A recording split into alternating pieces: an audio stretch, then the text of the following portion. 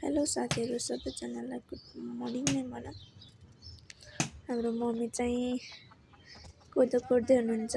यो मेरो गाउँको घर रहेको छ। हाम्रो गाउँघरतिर चाहिँ यस्तो छ है साथीहरू, देख्न सक्नुहुन्छ। यो चाहिँ पुरानो जमानाको दरबार घर अरे साथीहरू, दरबार जस्तै रहेको छ।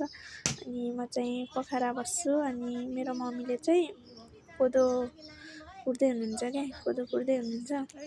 मैले चाहिँ पिठो लानको लागि अनि म चाहिँ आइरहन पाउँदिनँ।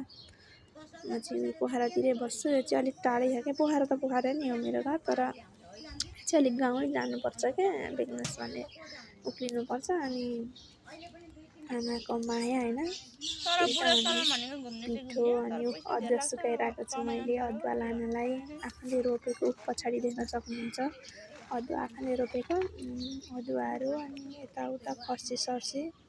अनि हामी चाहिँ गाउँमा आफैले कोदो लगाउँछौँ क्या साथीहरू, किन्नु पर्दैन। अनि किन्नु पर्दैन, जति पनि बेच्ने कोदोहरू पनि छ क्या साथीहरू, 5-6 मुरी जति छ, नबिकेर यत्तिकै बसिरहेको छ। किनभने हाम्रो यो बेगनास एरियामा चाहिँ कोदै कोदो हुन्छ क्या, सबैजनाको कोदै कोदो हुन्छ। र गाउँ एरिया मात्रै छ क्या धेरै जस्तो। अनि अब जहाँ रक्सी खाने त भएन, अनि त्यो भएको कारणले चाहिँ कोदो धेरै टन्यो। अब पिठो बनाएर कोदोको पिठो बनाएर खाँदा पनि च्याउ दिक्क भएको के खाँदा अनि त्यही भएर अलिअलि बेचौँ न त, अलिअलि घर खर्च हुन्छ भन्ने मम्मीको सोच। अनि मम्मीलाई चाहिँ उहाँ कहाँ भन्छ मुक्तिनाथ कि कहाँ जान मन लागेको अरे।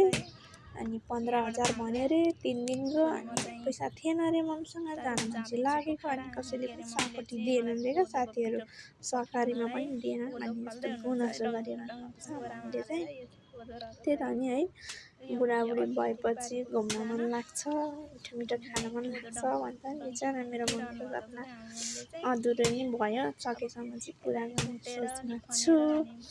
हेरौँ, किनभने त्यति बेला मसँग पनि पैसा थिएन, नभए हालिदिनु हुन्थ्यो। ओके बाई बाई साथीहरू, फुल भिडियो